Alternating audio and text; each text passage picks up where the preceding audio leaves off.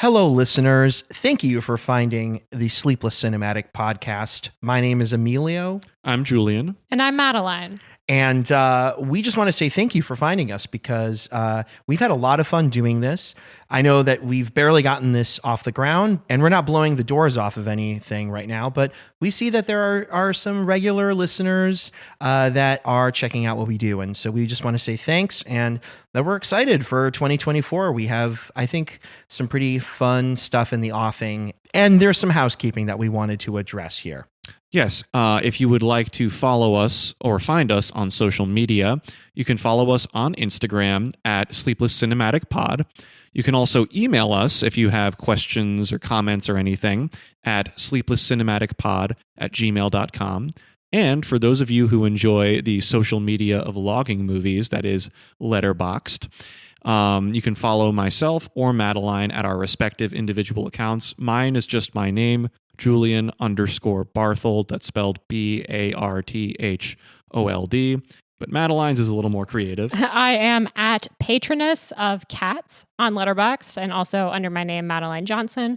And starting our next episode will be released on January 10th, and then we will be going every other week after that, hopefully throughout 2024. Yeah, that's the plan. In addition to all of this, we are putting some bonus content in the works, and that will probably be released on Patreon or an equivalent platform sometime in the near future. So keep your eyes and ears open for that. Yeah, if you like this podcast and you'd love to help support what we're doing in some way, that would be a wonderful way to do it. And with that being said, let's let this episode roll run. on in.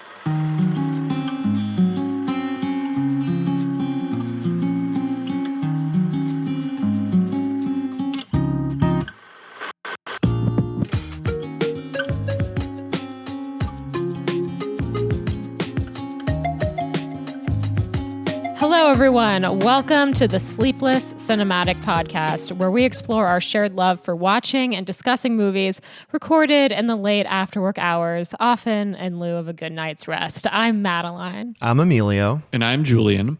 The three of us are colleagues at a Midtown Manhattan music school. Yes, music is what brings us together, but movies are what keep us together talking at the end of the night. So we've decided to create some order to this ongoing trend and record these conversations, considering an overarching theme while we cycle through 5 distinct categorizable guidelines for engagement. This podcast is an evolving thing. Changes and tweaks here and there will most likely happen. But while we do it, you, the listener, can count on the three of us doing what we've grown to love, forgoing sleep for a discussion about movies every other week. And this week, we're going to continue our current cycle of movies that are related to the perception of sanity with a category that we call Mise-Unseen, where the three of us watch a film that none of us have seen before and discuss our impressions and main takeaways from our first viewing. That first movie is Todd Haynes' 1995 film Safe. This is a movie that, well, of course, none of us had seen it before. I mean, I think it's safe to assume that we all had like some awareness of it. Yeah, we've been bouncing around the school for the last couple of days, all I think quietly acknowledging to one another that this movie was. Yeah, like we were so excited to talk about it, but we have to wait till we're on mic. But and we're finally here. We get to talk about it. Yeah, pretty heavy stuff, man. Like a real gut punch of a movie. Yeah, and I think that as we look at this cycle of movies we're talking about perceptions of sanity, it is about a woman played by Julianne Moore who falls ill with this kind of ambiguous, undeterminable illness. It starts yielding some very tangible symptoms in her life, but people around her can't really seem to empathize with what she's going through, partially due to the deficiencies of modern medicine, partially due to other cultural biases, I'm sure. Yeah, I mean, Julianne Moore, who plays the main character, the main protagonist, Carol, she's basically in every frame of this movie. Sometimes very far away, which I'm sure we'll talk about. Yeah. It's a movie that's entirely about her journey from being somebody who ostensibly is in perfectly fine health, but then slowly backslides. And yeah, as you said, there are all these factors in her life and around her that seem to not be taking her very seriously. Mm-hmm. And so she sort of has to take matters in her own hands. And that's kind of, I think, where the second half of this film lives, which is she ends up giving herself over, I guess, to sort of a community of people that have chosen to live in their wonky space of unhealth, I guess, and try to deal with it any way they can. Yeah, we had a previous conversation about One Flew Over the Cuckoo's Nest, and then after that kind of retrofitted this theme onto some movies that we knew we wanted to talk about perceptions of sanity. And this movie differs significantly from One Flew Over the Cuckoo's Nest in many ways, but when you look at the main characters, when you have Randall McMurphy in One Flew Over the Cuckoo's Nest, I mean, he is a problematic character in a way that I think Carol of Safe kind of isn't. Carol is portrayed as a much more innocent person than Randall McMurphy is, where, however you would classify him, I think it's a little unclear whether you really can, medically diagnose anything about Randall McMurphy. But what is clear is that he is a compulsive criminal. But we don't get that with Carol in Safe. She really is a kind of a polar opposite in many ways. She's like the picture of domesticity in many ways, and she's incredibly passive up until kind of the point halfway through the film where, as Emilio, as you say, she kind of takes matters into her own hands with her own illness. Up until that point, in and outside of her illness, she's incredibly passive. I mean, even when she goes to the psychiatrist and he's asking her about her children, she says, "Oh, well, he's actually my husband's child. He's my stepson." It's like she always is just sort of inserted into this life. Yeah. I definitely have thoughts about that for sure later. But yeah, no, I mean, I would totally agree. There are a contingent of people out there who see this as sort of a feminist film, a movie with a message that is taking this woman who is like a feather in the breeze, and through this unknown illness that she develops, it allows her to sort of take on some agency and at least make some decisions for herself. So even if those decisions are then to have just a different set of people kind of make decisions for her and tell her what to do. Yeah, or to like live in a gigantic porcelain dome. Igloo. Yeah, something to that effect. And I think that this is a good segue into discussing the greater filmography of Todd Haynes, who directed this film. And so this is his third feature, came out in 1995 following his debut, Superstar, the Karen Carpenter story. Have any of you guys seen this movie? I haven't. No. I mean, I know that it's on YouTube, but otherwise pretty difficult to find. Yeah. I have a weird story about this. I have an anecdote about it too, but I haven't seen it yet. You'll understand what I mean when we get to it. But following Superstar and then Poison in 1991, which I guess would you'd consider more of his breakthrough movie. Yeah. Have you guys seen that movie? I have not seen that. I've not seen that either. But Todd Haynes in general, interestingly, I have seen quite a few of his movies. Safe is the fifth movie of his that I've seen. But the asterisk on that is that the movies of his I have seen been kind of, not very close together in time in my viewings of them. And so I still feel like I haven't really figured out the connective tissue of a lot of his movies yet. The movies of his that I have seen apart from Safe are I'm Not There, his 2007 Bob Dylan movie, Carol, which made a pretty big splash when it came out, Wonderstruck, which followed Carol in 2017, and his Velvet Underground documentary from just 2 years ago. What about you two? What are your experiences with Todd Haynes? I've actually only seen Carol other than this film. I've seen like parts of I'm Not There, but I can't really say definitively that I've like seen it all the way through. And I'd really like to, definitely I revisited Carol as well in preparation for this. And I think just having seen these two movies this week, I'm like so sucked in, and I can't wait to dig a little bit further in. Cause I love Carol we're not talking that Carol, we're talking this Carol, But for that Right. Carol, I that's a 5-star movie for me. I absolutely love it. And we'll get to kind of discussions on this film later, but I also absolutely loved Safe. So 2 for 2, batting 2 for 2 so far, Todd Haynes for me. So I'm excited to dig further now. Yeah, I'm going to say batting 1.5 for me because I've only seen 2 of his films. Obviously, I've seen Safe, and oddly enough, the only other movie of his I've seen was Superstar. The Karen Carpenter story. Like I said, I have a very weird situation behind that, and I'll try to keep it brief. But basically, when I was a junior in high school, I was part of this organization called the Young Chicago Authors. I was allowed to take like free creative writing enrichment courses on Saturdays with local writers and poets and playwrights. Through it, I enrolled in this like week-long summer camp program where I was paired up with somebody from Columbia College in Chicago that was in their film department that was basically going to shoot a video that was going to accompany a poem that I had written. And one of the guys who was a Columbia College student was absolutely obsessed with the Karen Carpenter story. So much so that I don't know how to say this. He was trying to basically make like a teen sex comedy. And so he was putting these dolls in really weird positions and situations. And he was super into this. Like I was a little bit shocked and I don't know. I couldn't help but judge him because it was so weird. But he was incredibly passionate about pulling this off. And so he lent me a copy of this because he was really into this. And I watched that as a 17-year-old. Oh, wow. It was very weird, a really freaky concept, very mixed media kind of style thing. What I will say is that Karen Carpenter herself is basically like Carol in this film. Yeah. There's some very strong, unfortunate parallels between Karen Carpenter and the Carol character, and the idea of anorexia sort of being this, I don't know, psychosomatic illness that we could maybe argue is also something that potentially is happening to Carol and Safe. We don't know. It's very up in the air. But yeah, I mean, there are some very strong similarities between Karen Carpenter, the public figure, and Carol, the fictitious creation in Safe. So interesting. that's all I know about Todd Haynes. Definitely not the only case of a Todd Haynes character who's in a similar predicament.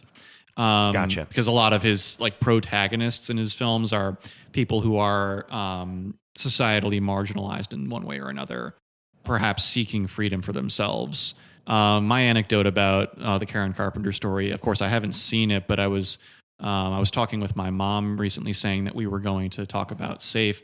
And she reminded me that a personal friend of hers actually worked on that movie. Very cool. Yeah, I don't You know what you don't know what they did. No, I don't know if this person was just like a production assistant or Carving the Barbies. Yeah. But that would be a really interesting movie to watch post Greta Gerwig's Absolutely. Barbie. I was going to This say, is the I think it original would be a Barbie really movie. interesting double feature. It really could be. Yeah, and I think the last interesting point is, I think, the copyright dispute around this film and kind of why its theatrical release got canceled. Essentially, like, my understanding is that Haynes did not license any of the music in this movie. And that's really the main reason why they were able to, like, why Richard Carpenter was able to win the lawsuit to get this theatrical release canceled, and why it's pretty difficult to watch this film.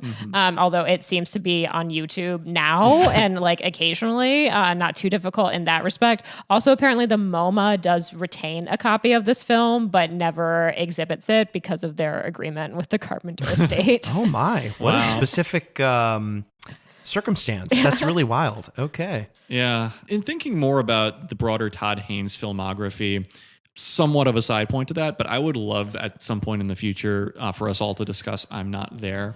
Yeah. I really need to revisit that movie. I saw it before I really knew much about Todd Haynes, before I even knew much about Dylan. Yeah. And Same here. I really want to watch it. I think this also is, like the timing of this, we're recording this in October 2023. It'll probably be released a little later on. But, right now, Todd Haynes has a film that is about to be released widely, May, December, which also stars Julianne Moore. Yeah. And I'm very curious to see, in light of watching Safe, like what parallels there are going to be between those two movies, aside from lead actress and director. And is this their fourth collaboration. I believe so, somewhere around there.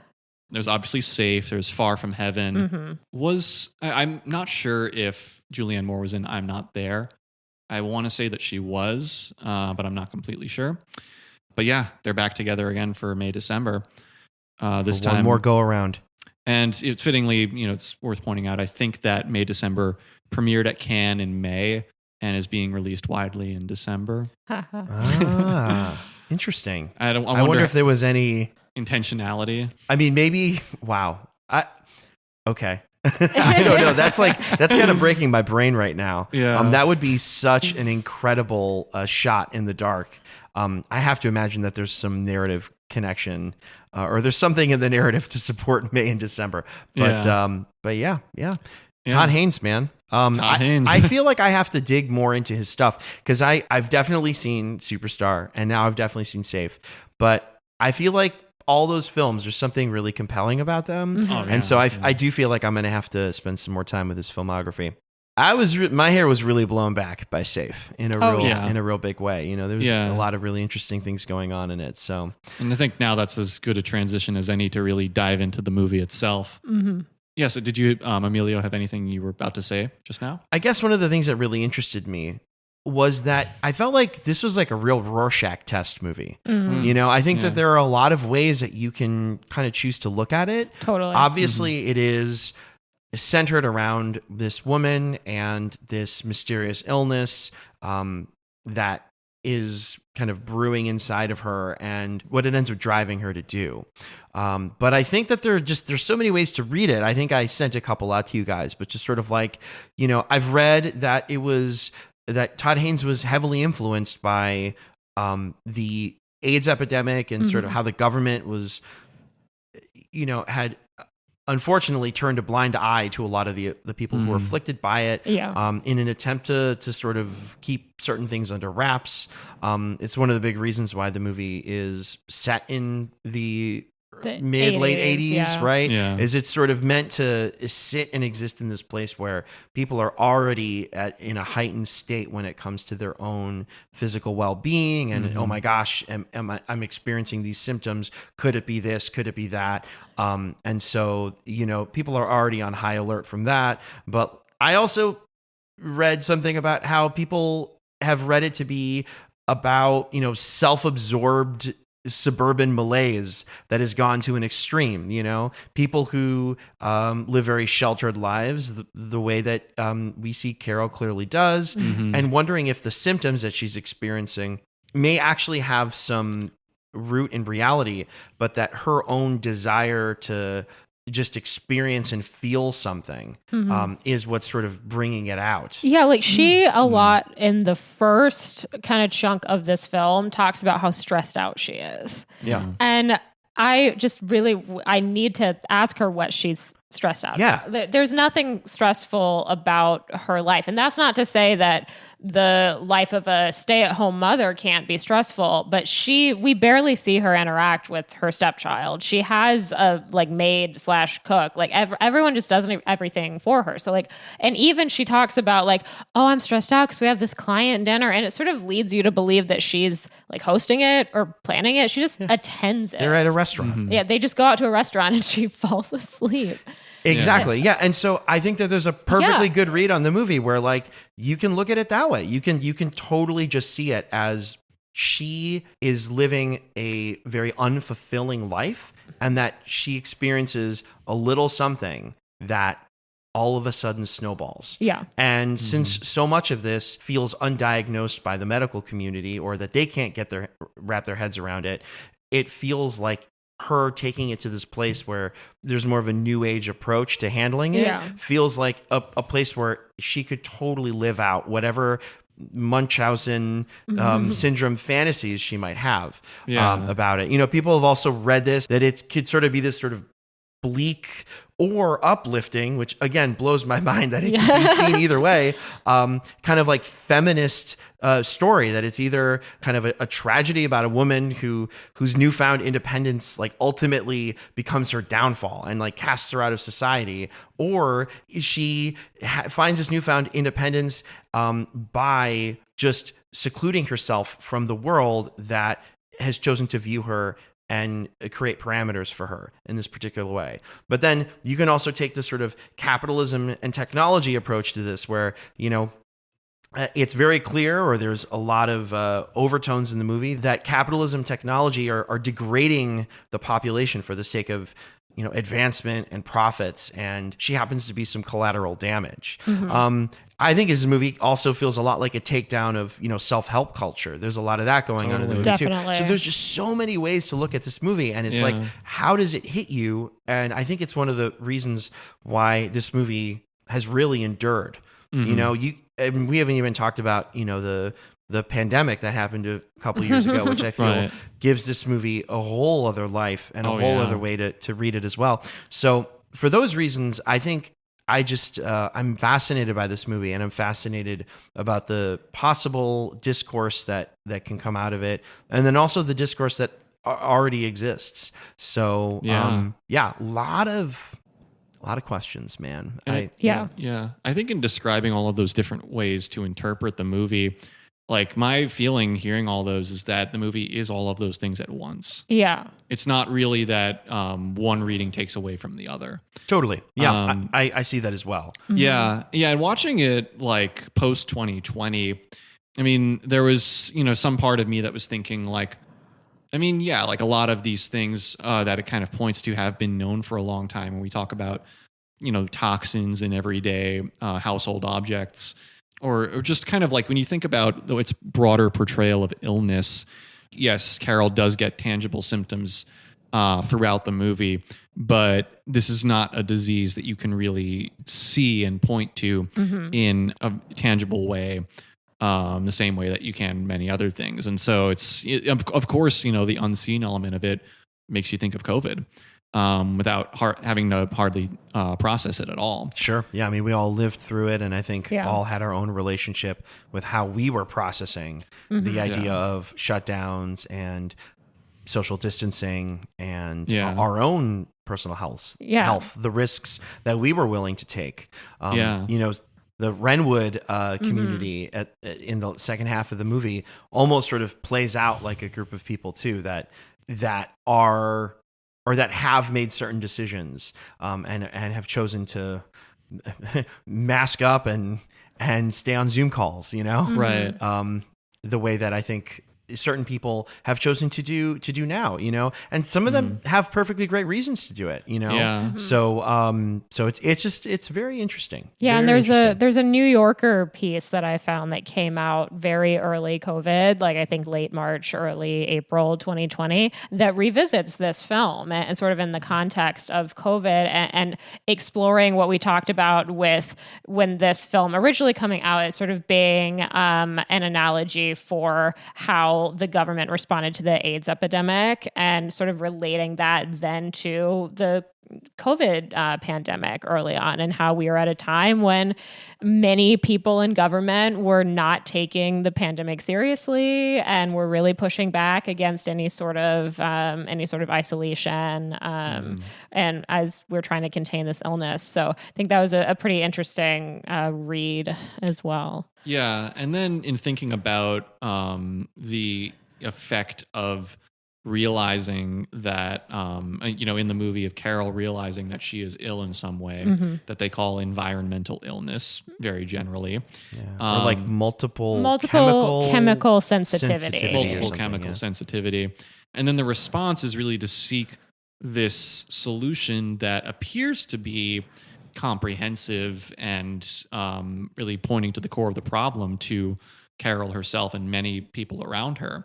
But, you as the viewer can see that it's not really helping. It's, kind of just creating an echo chamber and pointing and, blaming emotions and feelings as the source of the problem rather than an actual real illness. Right. Yeah. It's like everybody there, or the prevailing attitude and approach to getting through whatever is ailing you is entirely about turning it back on you. Yeah, right. Absolutely. And then, when you think about when there are massive health crises in the world and people don't know how to explain them or deal with them, you see this turn towards magical thinking that happens almost inevitably every time that happens. And like, with COVID, you see the rise of certain conspiracy theories that occurs later in that year, which really have a very consequential effect.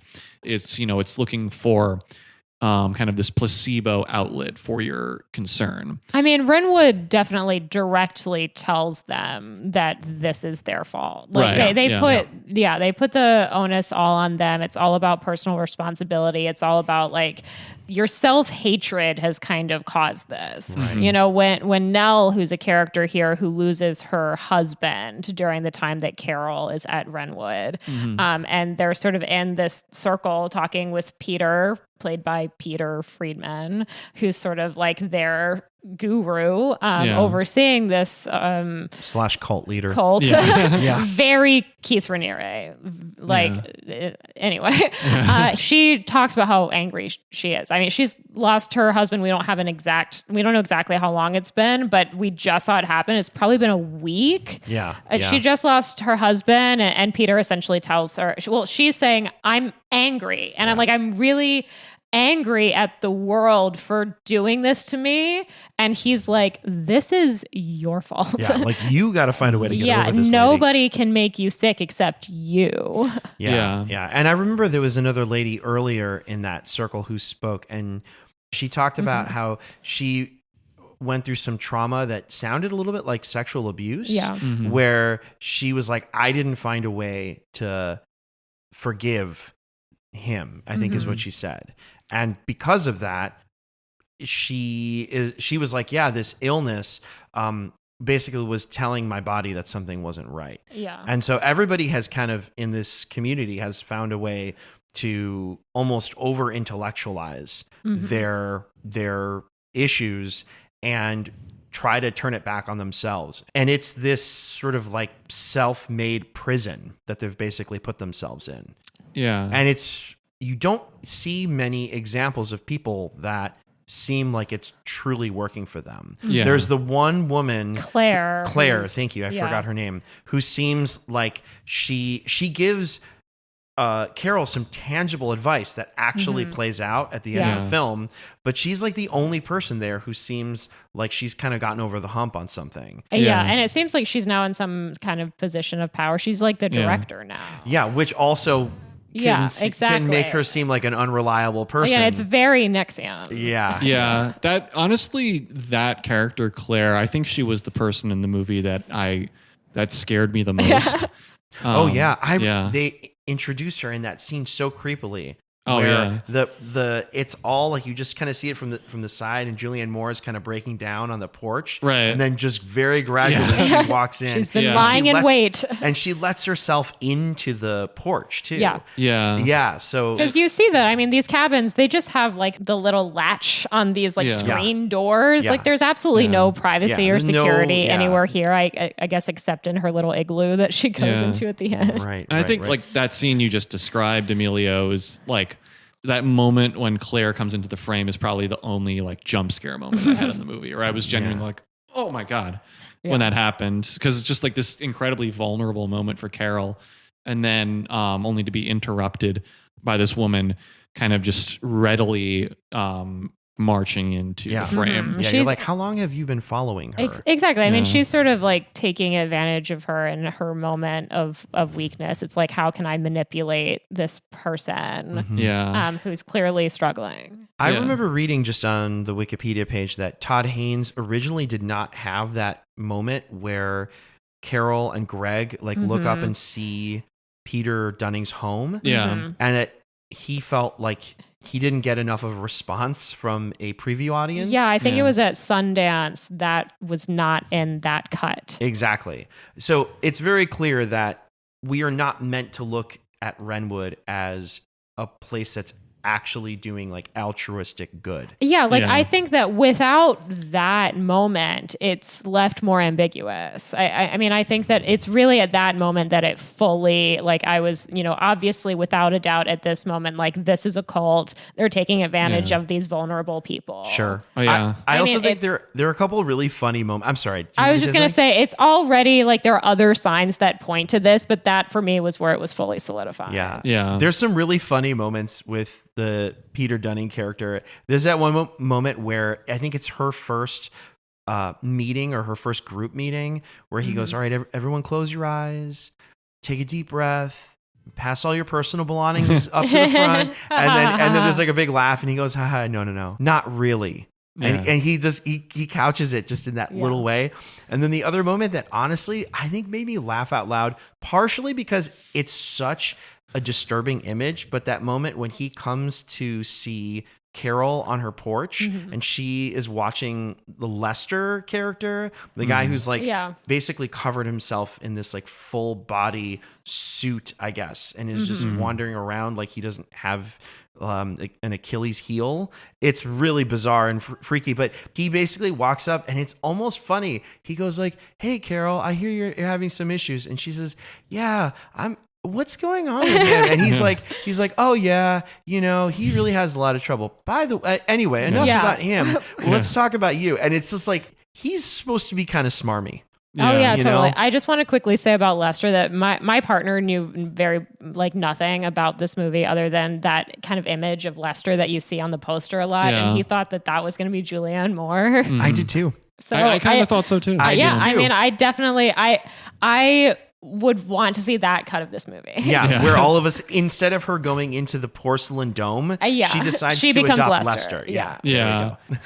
Yeah. And that same scene you just described, like the detail I was really caught up on there was that after he gives Carol those moments to respond, he keeps interrupting her. Yeah. You can see he totally has his own agenda in that conversation. Yeah, he doesn't really want to hear what she has to say. Yeah, she says, he's like, I'm having trouble with the fumes. I'm wondering if there's another cabin. He's like, you need to speak to somebody else about that. That's not my issue. That's theirs. And he's like, he kicks that can I just down the collect road. the checks. We haven't really mentioned this yet. We did mention that he's played by Peter Friedman, but that, Peter Friedman is, in this day and age, most famously known as Frank on Succession. That character, objectively speaking, is, near the top of the food chain in the hierarchy of that show, but he is still an underling there. So it's very interesting to see him as like the head honcho, basically. head honcho, in this role. And, when you look at his face, he's doesn't have like a really imposing facial expression or anything. He's like pretty Blank. Pretty what? I'm so sorry. He's pretty blank. Blank, yeah. Yeah. I feel like that's true of so many cult leaders. Yeah, Like yeah. that part of the way that they're able to gain the trust of their followers is to be kind of like unassuming. Yeah. Yeah. Like they're not all Charles Manson. Yeah. You know, Right. most of them, like you said, Again, Keith Raniere, he's like 5'6". Like Yeah. he is a little man. Yeah. Yeah. But also just, he looks like he could be literally anybody. Totally. Yeah, like Yeah. you put him in a lineup with other people that even look somewhat like him, and he goes completely unnoticed. So Yeah. And but also in a lot of cults there is like this one underling too who's the one really running things. Totally. Makes me think of like, if you think of P.T. Anderson's The Master, like the Amy Adams character in that, where Philip Seymour Hoffman is the figurehead, Amy Adams is the one who seems to really be like running the operations here. sure, she's like she's the one who's actually maneuvering and making decisions for him. Yeah. For the Lancaster Dodd character. Yeah. Right. There's this great episode of Documentary Now that's a parody of Wild Wild Country, where Owen Wilson plays a cult leader, and they have that underling character in that too. My wife actually started, and I feel bad saying this. My wife started watching that episode, and she was like, wait a minute. She was very confused. And then I started watching it too, and for about 30 seconds, I was really confused too. And then I realized that it was Owen Wilson. And I was like, this is not Wild Wild Country. Because we started watching that series, and she clicked on it because she felt it was like a continuation. And so she's like, wait, this feels so different. Yeah. And there is literally a moment in that same episode of Documentary Now where the Owen Wilson cult leader is saying to someone, yeah, just like put all your credit cards into this bin and something like you will achieve enlightenment when you do that. I love that. Yeah, that's so funny. It's hysterical. Yeah. And relevant to what we're talking about too. But and I want to actually go back to that scene in like the porch house that we were discussing before, because that scene, I feel like that scene to me was one of the most heartbreaking of the movie. That to me was kind of a point of no return for the Carol character. That's the point when, Claire kind of feeds her these affirmations that by the end of the movie she ends up utilizing. Totally. Yeah, because Claire says, like, when I got here, I hated myself or Right. something like that. And it essentially tells Carol, like, the only way to cure yourself is through self-love. Right. Yeah, but no, you're right. That moment is, I guess, the moment where because that's after her first group meeting. Right. And she's in there being like, wait, what's going on? Yeah. I feel like I'm the odd person out here. Yeah. And then she walks up to that porch in her cabin. And I think that's her moment where she's like, what have I done? What have I done? Like, I've Yeah. really thrown everything away and I don't feel connected at all to anything that's happening here. Yeah. And to your point, exactly. That's the moment where she might have gotten out, but Claire pulls her right back in. I think Claire knows that if she doesn't do something, then Carol will probably leave. And Claire has incentive to keep her here. I imagine that she's paying a lot of money. Or that her husband's paying or a something. lot of money. Yeah, for sure.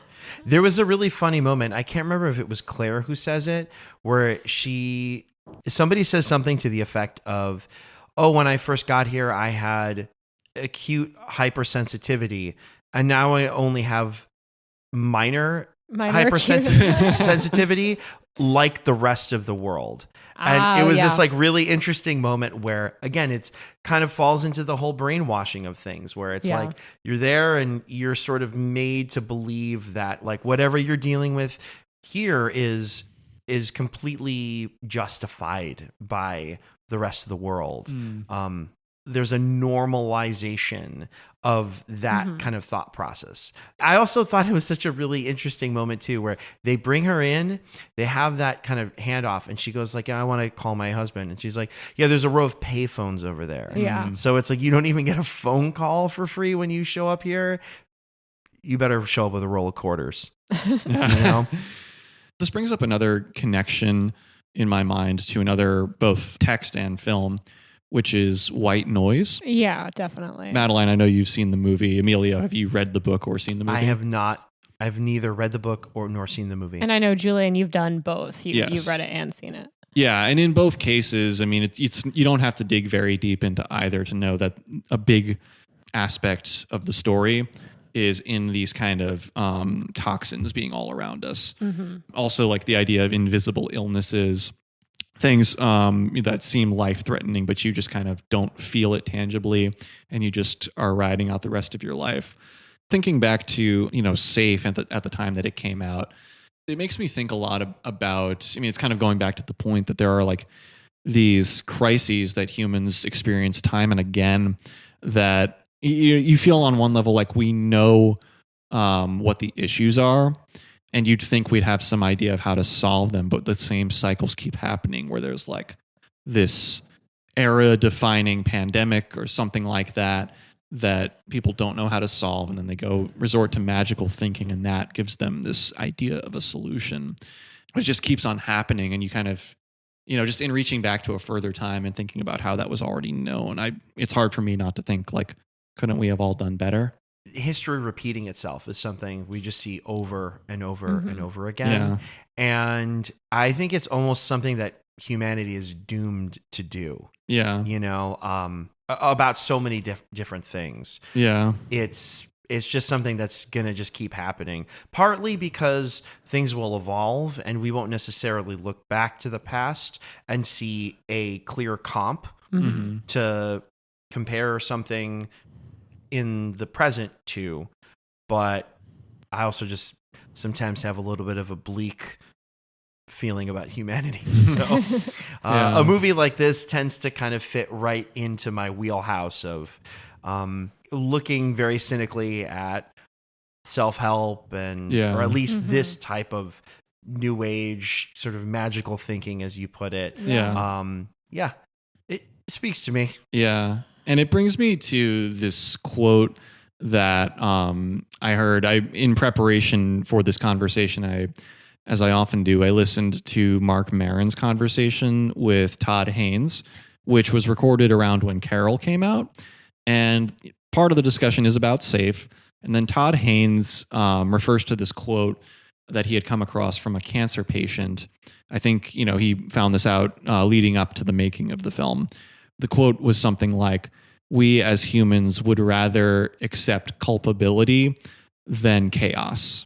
And that, gets to the psychological reason why people are drawn to this new age cult sort of thinking rather than really accepting the bleakness of their predicament. Sure. I also think that it's one of those situations where it's very hard to know how you yourself would respond if you were given a death sentence. Yeah. Speaking as somebody who's had general good health through my life, I would be curious to know what somebody who has had a cancer scare or somebody who has maybe had some sort of chemical sensitivity, how they might respond to it. But there's also, I think, something about this movie that I was kind of surprised by. There are some insinuations about her life Absolutely. that she's lived prior to this. You mentioned earlier about how she went to the psychiatrist and basically said, it's my husband and his son. Yeah. I don't know. This is just my own read on it, but I am sort of convinced after having seen this movie that Carol is somebody who was maybe infertile, that she wasn't able to have kids because and again, this is maybe a bit of a reach, but the moment where she has like that really strong freak out, two things are happening in that moment. She's at a baby shower for her friends. She's also has a kid on her lap while it's happening. Again, I don't know how much of this is psychosomatic or is meant to be interpreted as psychosomatic in the film, but since it's wide open, that was something that felt very real to me. I think when that's I was an reading the interesting movie, read. Yeah. I was like, it was really jumping out to me that way. Yeah, because I don't think they really give any hints necessarily on how long she and her husband Greg have been together.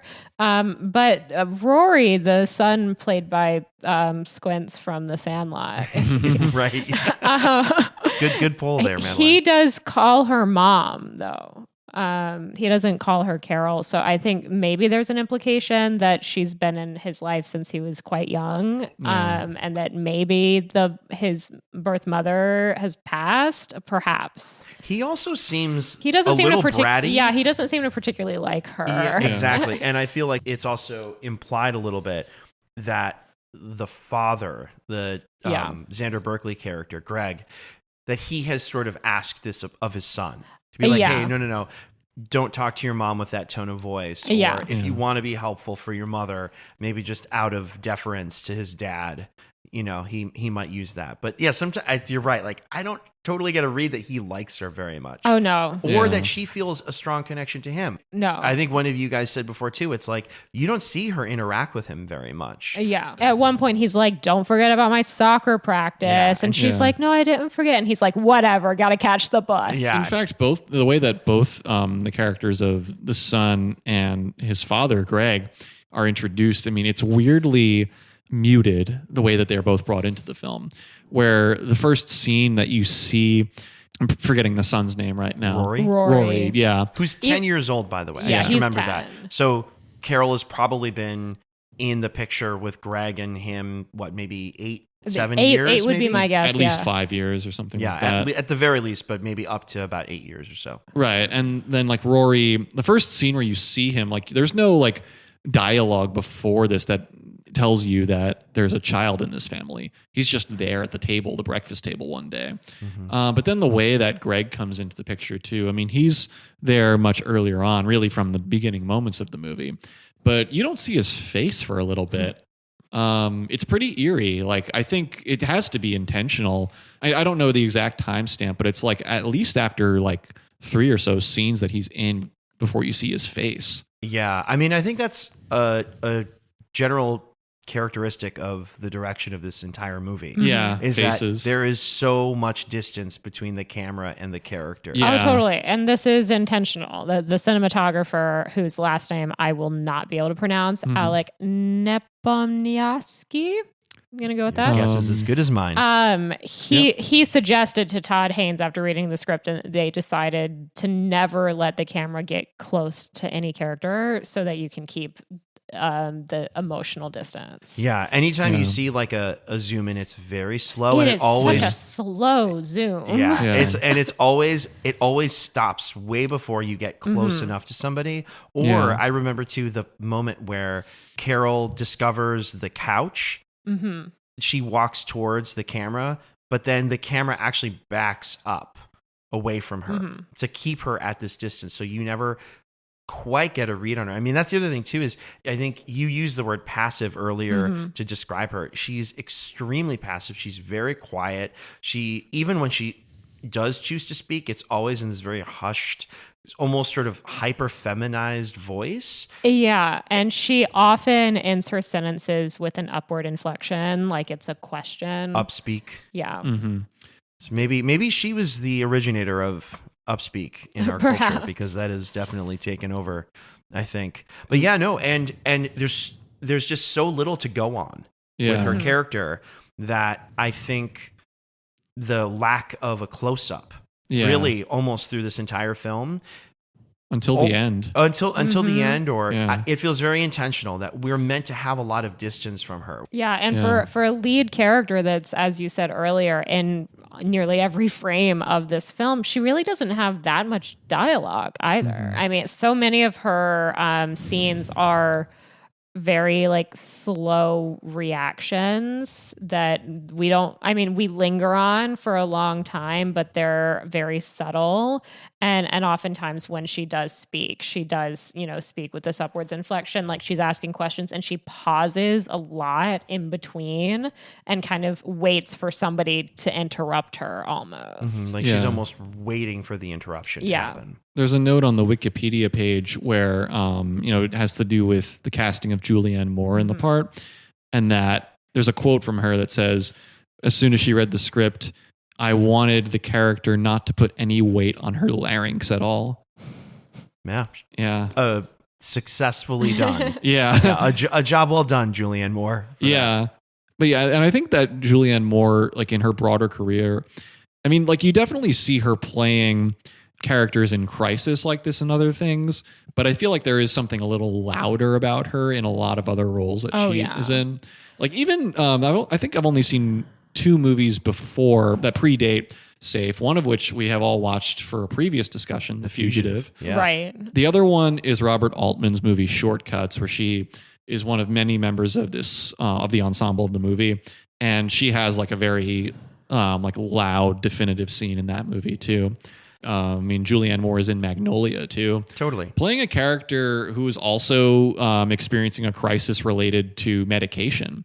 And also like a crisis in her own conscience. Yeah. Right? And that may also be brought on by medication. Yeah. For all we know. That comes after Safe. And, you sort of think from knowing the premise of Safe, like, oh, maybe this role like kind of led to her casting some of these later things. And on certain levels, I do see it. But then on the other hand, there's something louder about a lot of her roles that you really don't see in Safe.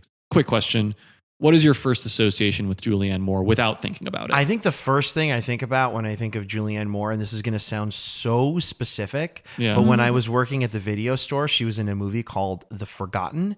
And I just remember her on this movie poster running in a nondescript way towards the front of the poster. I never saw that movie, but I heard it has a weird ending that involves aliens. That's so interesting that you have just this visual in your mind. Oh, yeah. As opposed to... Yes. The Forgotten, Julianne Moore. But I mean, yeah, she's been in a lot of stuff. I mean, I think of The Fugitive too, honestly. Yeah. That's probably the first time I saw her. in a movie. But yeah, I mean, I think of Boogie Nights. I think of The Hours. Yeah. I think of Still Alice, which is not a movie I've seen, but I've heard is very good. Same. Yeah. And yeah, I think now I'll be thinking about Safe a lot. Yeah. Yeah. I feel like I think of The Big Lebowski, I Same. think first. Yeah. I think that's my first one. Yeah. But I always second guess myself when questions are phrased in that way. I'm kind of surprised it's taken this long in the conversation for Lebowski to come up, but that's my first association with her too. It's not even the first thing I saw her in, but it's probably the role that looms the largest in my mind of hers. But that is another, pretty loud, very heightened role. And it's like the moment I always think about with her is in that movie is, there's that scene when David Thewlis is playing that artist who's a guest in her loft apartment. And he's just kind of like, oh, so you're Lebowski. And then Lebowski himself is like, the fuck is with this guy? He has such a face of somebody that you're like, can you not look at me? What are you doing? Are you judging me right now? Like, don't judge me. Yeah. I don't even know his name, but I totally remember that I scene. think it's something like Knox Harrington. Oh, amazing. Yeah, leave it to the Coen brothers to come up with a great name for that character. Fantastic. I know. Yeah. But he's like a one and done. He's like in that one scene and that's it. But that moment in that scene where Maud Lebowski, she's finished talking to the dude for that moment and she picks up the phone and suddenly she's speaking Italian. Yeah, out of nowhere. Like, sì, che ridicolo. That's right. With so much passion. Yeah. Yeah. And it's only a few years after Safe too. It's only like 3 years. I want to quickly say like another movie that I honestly hope you guys haven't seen, which is the sequel to The Kingsman.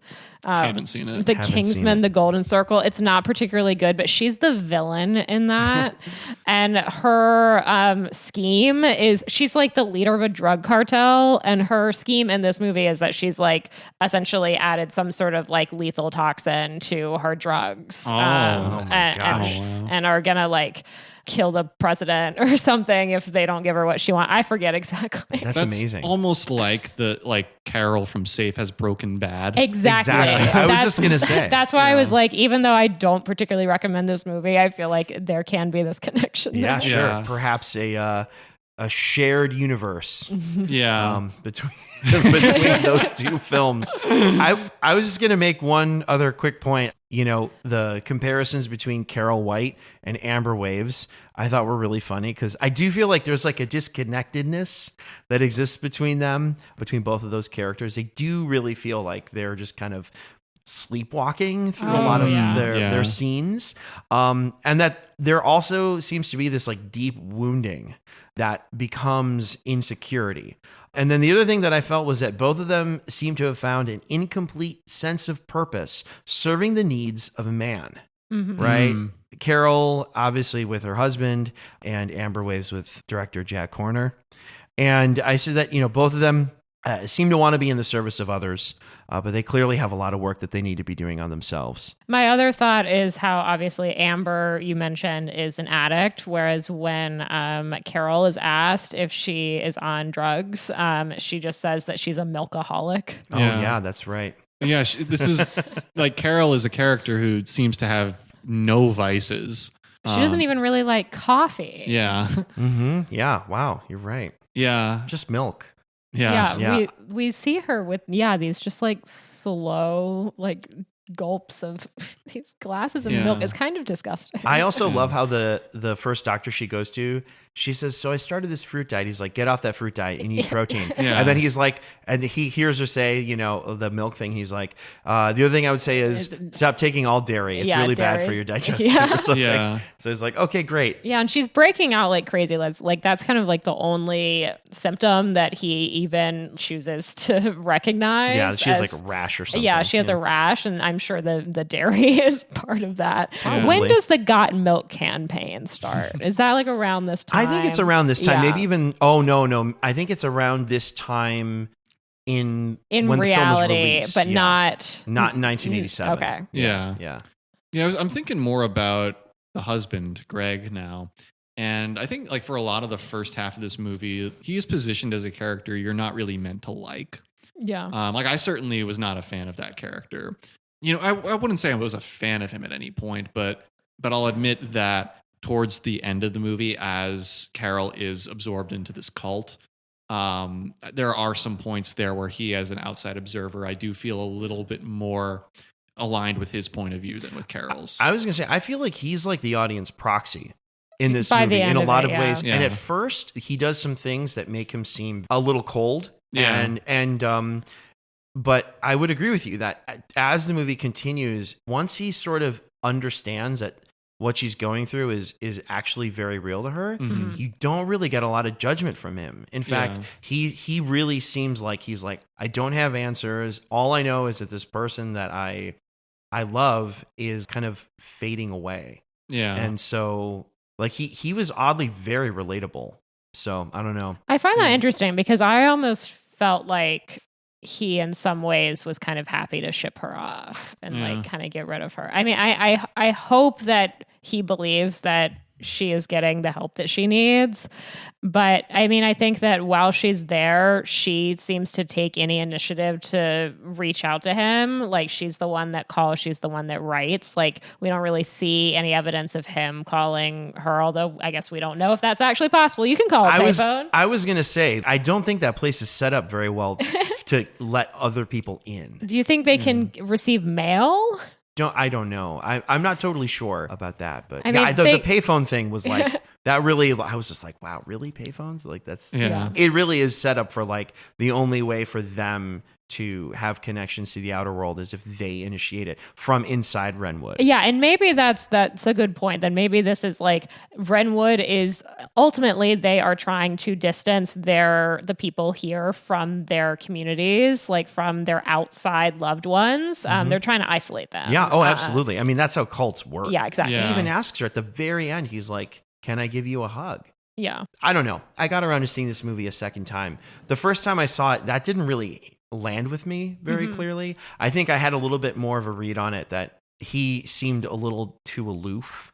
Yeah, but I think the second time I saw it, I started to feel for his character way more. And it was interesting too because I almost appreciated the movie in some ways more because if you are going to take like a more feminist read on the film, I think the way his character unfolds really kind of complicates it. Like he's not like a big villain in the movie. It just seems like he's just a frustrated husband. Yeah. If you want to take that feminist read, it's like if he is meant to be a representation of overbearing patriarchal presence, he's not even really aware. Yeah, like he also seems pretty passive. And in many ways, it's like he seems like he is trapped in his own sort of pursuit of what his life is supposed to have. And so if he is in some ways truly kind of villainous, it doesn't seem like it's out of his own personal like malice. He's just an actor that is being controlled by other forces. And that one of the things that isn't totally removed from him is that he actually does start to have some empathy towards her character later. But I don't know, that was my read on it. Yeah, and I think you had mentioned on your first watch that you found him kind of aloof, and I think that like that's the word I would describe from like I only watched it once and then got through about a third of it on rewatch before I had to turn it off, so I didn't quite get to his turning point yet. I mean, that was the biggest revelation watching it a second time. Yeah. Was how I was like, wow, I actually was very surprised how I felt by his character. Because it is frustrating to hear him like kind of yell at her about like nobody has a headache every day of the week. It's like that. It is frustrating that you want him to have some amount of empathy for her in this moment. But ultimately, I'm sure it can be like kind of frustrating to live with someone with chronic illness that you don't understand. And that's not to say that the person with chronic illness is to blame in any way. Sure. But I definitely understand how it can be emotionally taxing for a partner. Right. Because that's kind of the moment that we're not able to see much empathy out of this character if he's going to say something like this. Yeah. But when you listen to what he says, he doesn't actually blame her. He's just he's like, I don't understand this. And he's not outright accusing her of anything. But my read on this, though, that maybe I was misreading was that he is frustrated that they can't have sex.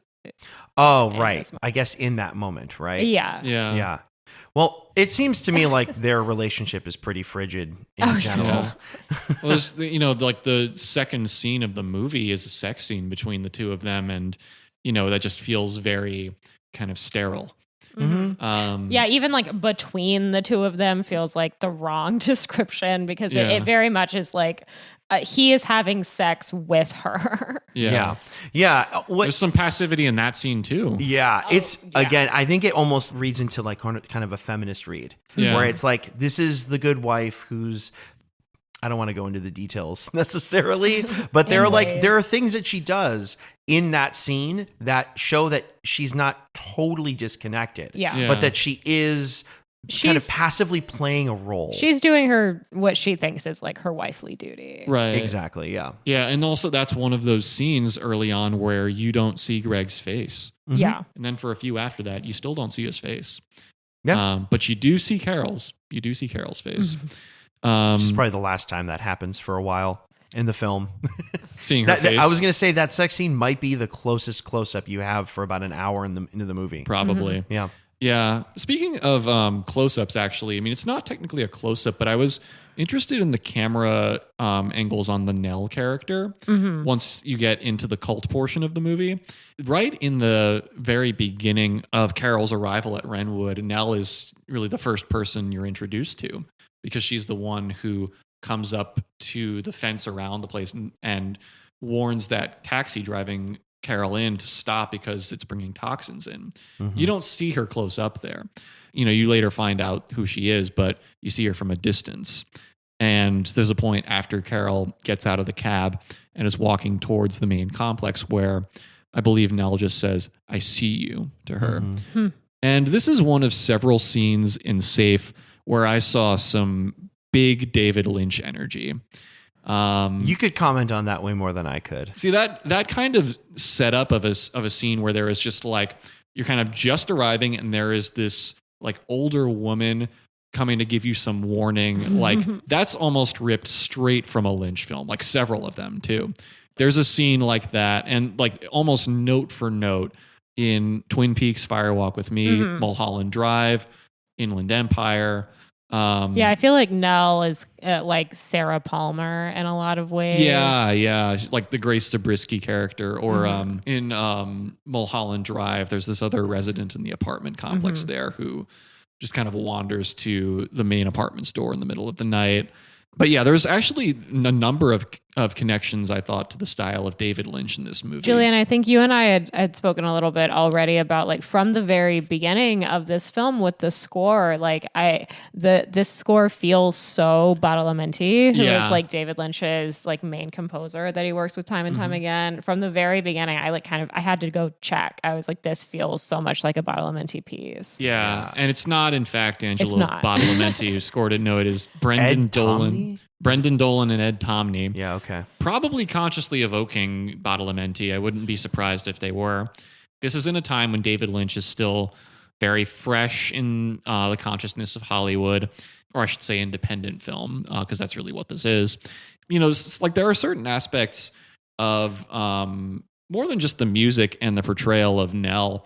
Like there's a lot of the camera work makes me think of Lynch too. You'll have a lot of scenes in his not just movies and TV as well, and Twin Peaks, where the camera just lingers on a scene for like 2 minutes without any movement. It's a very intentional kind of lingering that happens. You have a lot of that in Safe as well. There's a scene early on, I think, like where you see those couches in the living room where Carol is kind of off to the side at an odd distant angle, and that felt pretty Lynchian to me as well. Yeah. I love that she goes to sit on the couch to call the couch company to complain about the couch. Delivered it wrong. I was like, no, don't sit on that. You can't return it if you sit on it. I know. And then like there's other things about it too. I'm sure I'll notice even more connections in time, but the general arc of Carol in the movie made me think about other aspects of Lynch films too, where like many characters across his movies they're put in these really confounding circumstances, but driven by the end to something very self-reflective, I guess. I'm struggling to find the right words, but there's like the ending always comes back to something relating to the self. Like they can't really change their circumstances around them, but I don't know if it's peace they find, but they retreat to the self. That's where I see additional connections. I wish I could comment more on that, but I don't have a very good understanding of some of his like directorial or narrative tendencies. Right. I think not the kind of stuff that spans like his career. Yeah. It's funny because I've seen a lot of his stuff. I just haven't really like considered it. Yeah, I feel like every Lynch movie is a film that you have to watch multiple times to have any sort of like perception of what's happening. Yeah. That's true. And I think I've seen Mulholland Drive twice, or every other movie of his I've seen just once. Yeah. I'm a huge fanboy. I've seen like at least 6 of his movies more than once. And many of which in theaters too. Thank you, awesome. IFC Center. But it kind of struck me how this is a movie that comes out when it does and has this very strong Lynchian air to it. But I've never really heard this movie discussed in a Lynchian context before, so I was pretty struck by that. Another movie, while we're talking about style and connections, another movie this made me think of. Have either of you seen the Robert Altman movie 3 Women?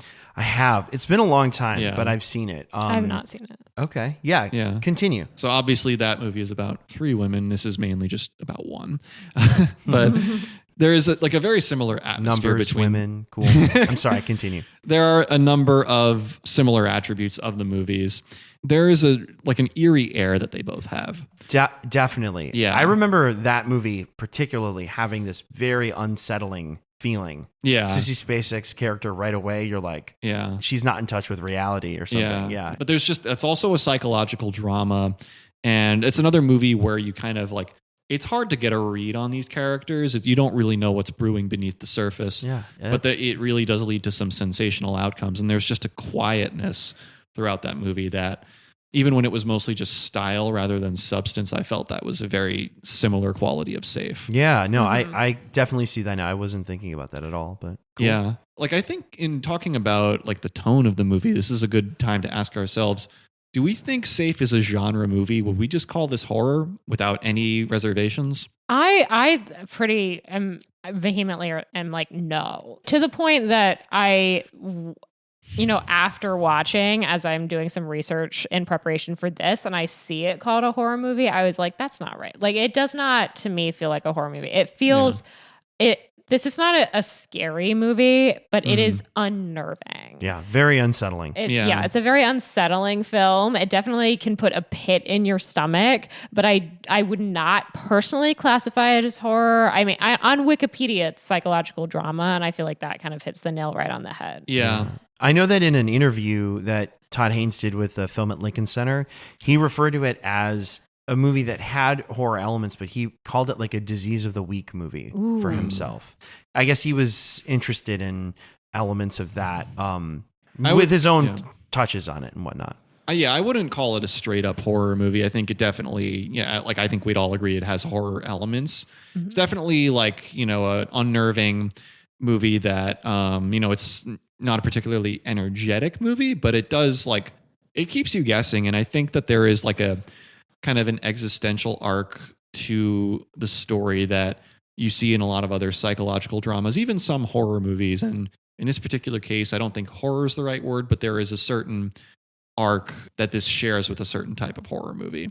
I know when I first started talking about the questions that I had coming out of this movie, a lot of it came down to the many different ways that you could interpret it. Mm-hmm. And I was really interested by the feminist / gender role angle that you could take on this movie. There's so many little details in the movie that seem to suggest that gender is really strongly at play here. Mm-hmm. Like, she only ever sees male doctors. And the one doctor that does refer her to a psychiatrist hands the referral to her husband. Yeah, for some reason they bring Greg in to talk to them together about her prognosis or whatever and refer her to a psychiatrist. And the doctor hands the referral to Greg. Yeah. And this made me think of Mad Men. I haven't seen it. I mean, have you watched Mad Men? No, I haven't. I mean, this is fairly early on where John Hamm's character, Don Draper, his wife, Betty, is going to a psychiatrist. psychiatrist. And essentially, I mean, the Mad Men takes place in the 60s. And so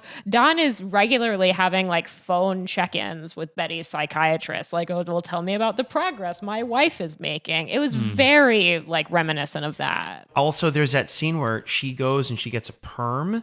Yeah. And, you know, I know that in the 80s, the perm was an exciting hairstyle that you could try on. And I know that in the movie, it's sort of situated as something that she's doing because she wants to change her look. Her husband even talks about it later. Ooh, He's sexy. like, oh, yeah. But in that very moment, it's like she gets punished right away for having made that decision. She gets this nosebleed. Yeah, and right? I love the sound design in that scene with it's like bubbling as they're putting the like perming liquid into her hair. Into her hair, exactly, yeah. And yeah, later her friends at the baby shower when they're talking to I think Linda, they're like, I mean, her hair looks great, but her skin looks terrible. Exactly, right. And then, you know, to that point, her friends in that opening scene at the aerobics class, they're like, Carol, you don't sweat. Like, and they're like, I'm and jealous she's like, that you don't I sweat. know. Yeah, exactly. I know. And it's like, it's trying to address certain issues of how does Carol represent the modern woman? And so she is kind of situated, I think, as like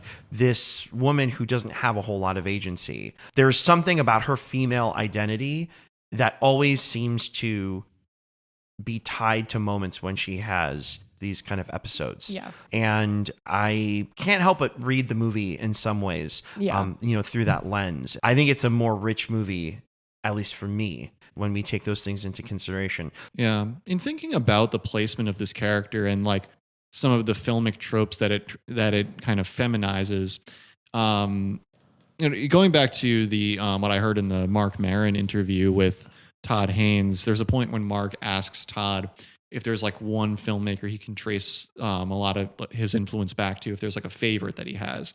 Oh, does he mention? Go ahead, say it. So Todd Haynes, he kind of hesitates at first, and then the answer he gives is one that initially is surprising, but when you think about it, kind of makes sense. Can we say it at the same time? 3, 2, 1. Douglas Sirk. Alfred Hitchcock. The point that that came to mind there was that Todd Haynes, in bringing up Hitchcock, referred to the way that a lot of his protagonists are like these innocent people placed in these terrible predicaments. And you definitely see that with Carol. At first, I would not have thought to compare this to Hitchcock, but I feel like that, like thinking about it after the fact, there definitely is an element of that. And I think it ties together well with this sense of, you know, being faced with an illness that you don't really know what to do with. You know, there's a little bit of like a classic Hollywood thriller element into this, but, you know, with a subject matter that, you know, to my sense of it, wouldn't really have occurred in those classic Hollywood stories. I thought what you said, Emilio, because he did. I read an interview, and it may have been actually a transcript of the Lincoln Center interview. Oh, it might have been. I didn't read the whole thing because it's quite long, but they talk about this a little bit. I was really fascinated by what he said about Douglas Sirk. And part of the reason why I think they get into this in the Lincoln Center interview is because they play Imitation of Life before playing Safe. Exactly. They play these two as a double feature. Yeah, which I think was based on his recommendation. Yeah. I took a direct quote from that, which is Todd Haynes, in reference and bringing up Douglas Sirk, he says, I was interested in our desire for narrative closure to send this woman back into repression. And that often that is what closure is, a new form of repression. And then speaking more broadly about Sirk's film, he says that there is a cost to the resolution, and that something is often very wrong with people, yet the narrative like wants to tie it up in a bow. And he said something about, he's like, you're left, going like, wait a minute, that can't be right. That can't be the answer. And yet you also want the narrative to resolve, so that there's a strong force of the narrative that almost feels antithetical to what feels right or ethical to the character. And maybe that's a way to start talking about the very end of this movie. Yeah. Right? Which we've alluded to in some ways up to this point. But when Nell's husband ends up getting taken away, and his igloo is open for business. It's open for business. And so she decides to take it over. And then, she she's left, I guess, looking into a mirror, Yeah. trying to say those words of affirmation. To what end, we are left to ponder. The way it's shot, I mean, you get the sense she's speaking into a mirror, but she's looking directly into the camera. Yeah. It's kind of a full circle moment, just in the way that we don't get that many, as you say, like close-ups of her, but we start the film with one after kind of the initial long drive home. We start with one like her under Greg, and then we end with her, directly into the camera. Again, the under Greg, another feminist read on the film. Yeah. Or another detail That's that I true. think She's leads into broken that. free. Right. Exactly. Yeah. Or that she's choosing to make a decision about her own life. And it might be a highly misguided one. It might be one that is being orchestrated by nefarious people, but she's made that choice nonetheless for herself, away from a society that has, up to that point in her life, dictated a lot about how she's choosing to move in the world, how she wants to be seen. Yeah. There's another interesting shot with a mirror earlier in the movie, actually during the baby shower sequence. There's a moment when she steps away. This is before she has her breakdown there, where She looks in a mirror then too in the bathroom. Yeah, she goes into the bathroom and she's looking into a mirror, and then in that same shot turns the lights off. And so you see that mirror image disappear, and then she opens, you see that it's a mirror on a door. She opens it up and walks through, where for a moment you think that she is kind of like faced with herself, but then just brushes that away. I think that's the sort of shot that in the moment, I mean, functionally it satisfies the needs of that scene. But I think, if you're really looking at it closely, I think there's a lot of poetry in that shot too. Sure. How much longer do you think she's in that marriage? I don't know. As I said earlier, I feel like he was like, happy to ship her off, maybe as harsh on Greg, but I think that he emotionally can't really take this anymore. Like, I got the sense, like, when he was there helping her move into the igloo, and then he and Rory are about to leave, that this is maybe the last time she's going to see him. It's very possible. Yeah. You kind of get that sense, just seeing her in the igloo at the end, that there's something that, even before the movie is over, there's something that feels very final about it. Yeah. And I mean, when you look at some of the other people at Renwood, I mean, you get the sense some of these people have been there a while. Sure. So there's, some part of me that thinks that Carol isn't going to leave.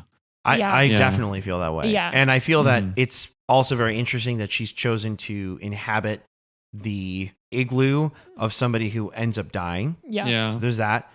And that she's also trying the words of affirmation. Yeah. So again, you're left with this mixed message, I think, of, well, is she going to go the route of Nell's husband, or is she going to go the route of the Claire? Yeah.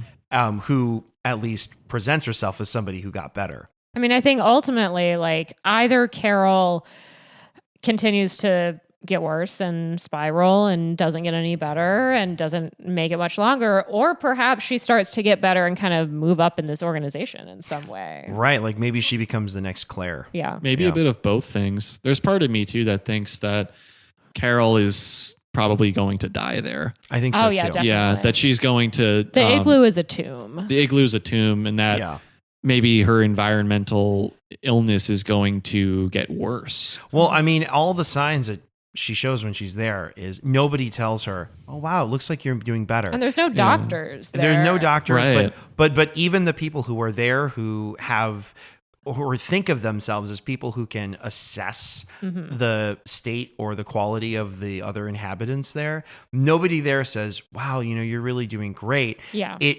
really, I mean, that little birthday party that she has, that is another also heartbreaking scene. Like she has that, this maybe sounds very callous.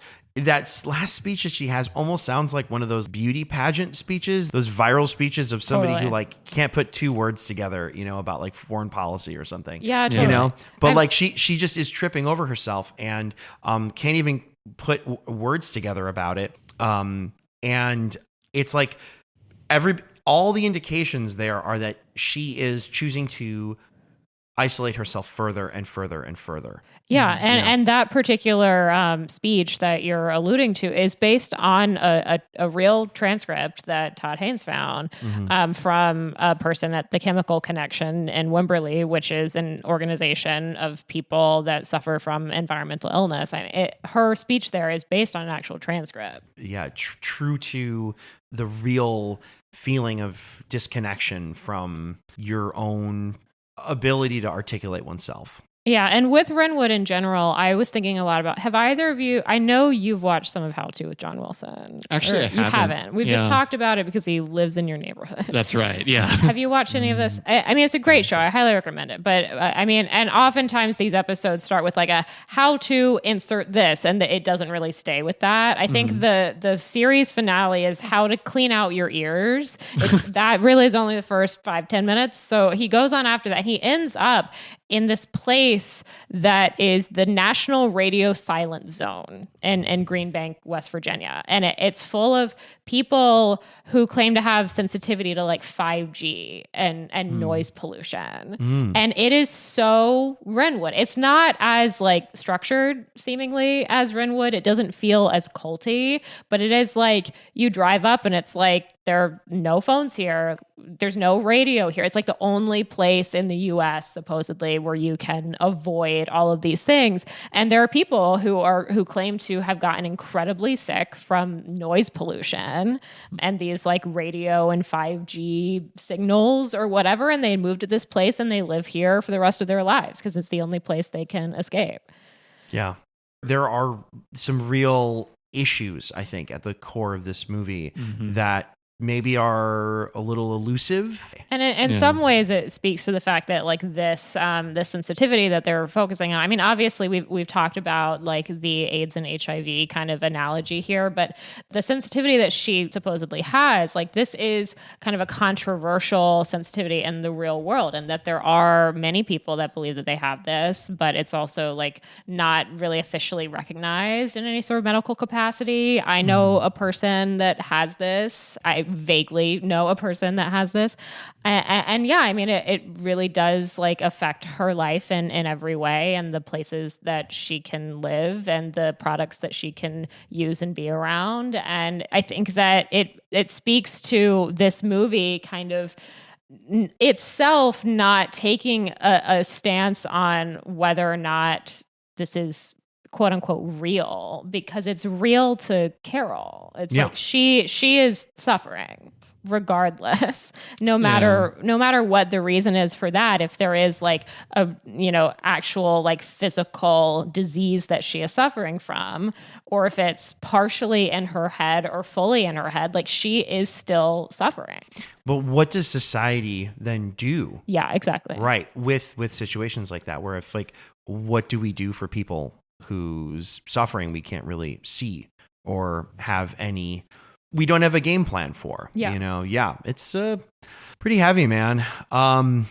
It's a very quiet movie, but it certainly moves with a very suspenseful kind of thriller-like pace. I was sort of surprised how tight the movie really is. Like how it goes very swiftly from sort of one thing to the next, and there is an intentional and escalating sequence of circumstances, and every next thing that happens with the characters is rather well supported by whatever just happened. Everything seems to kind of follow with a lot of logic, actually. Yeah. And once she kind of learns about environmental illness as an option, like she sees the flyer at the health club and it kind of clicks for her. She's like, this is it. This is what I have. No doctors have any idea what's wrong with me.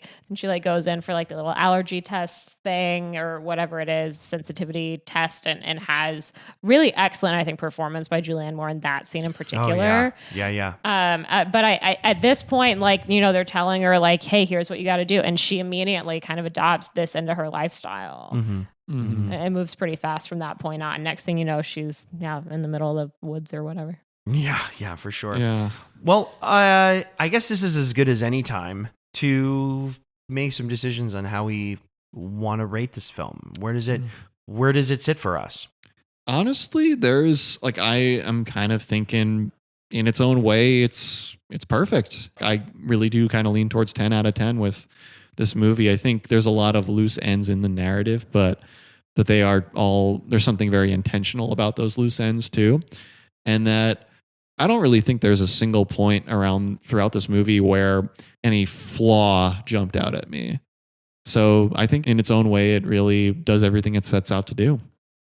Yeah. How about you, Madeline? Yeah, I'm also going to give this a 10 out of 10. And for me, it's just because I feel like Carol is kind of a complicated character and that she's pretty unobjectionable. But I still think you feel for her so deeply. And I think she's so beautifully portrayed in this film. And that's, I think, what's going to stick with me is how sympathetic Julianne Moore is, I think, to this character. And I just think, as you say, Emilio, it was very well paced and continues to have very fun, really wild decisions by Todd Haynes, like Lester, is such a minor part of this movie, but is so effective. An indelible visual. Exactly. I know it's on the poster, but if it wasn't on a poster, it would still be on the poster in our minds. Yeah. I would say very similar to you guys. This is a real special movie. Yeah. I'm slightly inclined to say something like 9, but only because I'm curious if I would even feel more strongly about liking this movie watching it a third time. So you want room to grow. I would. Yes. I'd love room to grow on it, but I was really bowled over by a lot of what happens in this movie and was almost sort of taken aback, I think, by how much it really packs in. I don't know, man. This is such a rich text of a movie, and I'm glad we got around to watching it. Yeah, I agreed. Yeah, this was a movie that I knew of being a generally good thing for a while, but this really gave me the impetus to actually get down to watching it, and I'm so glad I did. I'm so glad it didn't just linger on in my to-watch list any longer. For sure. Same here. Yeah. Very cool. We have all finally seen Todd Haynes Is Safe. Yeah. I know I've got more movies of his to see for Same. sure. Yeah. And I guess we can preview our next episode. Yes. Yeah. Yeah. And moving ahead, our next category is going to be called Suggestion Box, where we take something that at least one of us has seen before, but crucially, someone else has not, at least one or two of us. And the movie that we're going to be covering next is Shutter Island. Yeah. Martin Scorsese's thriller from 2010. Todd Haynes is a hot director right now in terms of relevance, and so is Scorsese with Killers of the Flower Moon coming out. And so that's part of it, but really it does tie in with this theme of perceptions of sanity. That's where we're going to next. Yeah. Off to Shutter Island. Yeah. I've seen it once before. I remember having some opinions about it. It's a very effective movie, and I'm curious to hear what you guys think. Yeah. Well, this has been the Sleepless Cinematic Podcast. I'm Emilio. I'm Julian. I'm Madeline. And we'll see you guys or be in your ears in a couple weeks. Thanks again.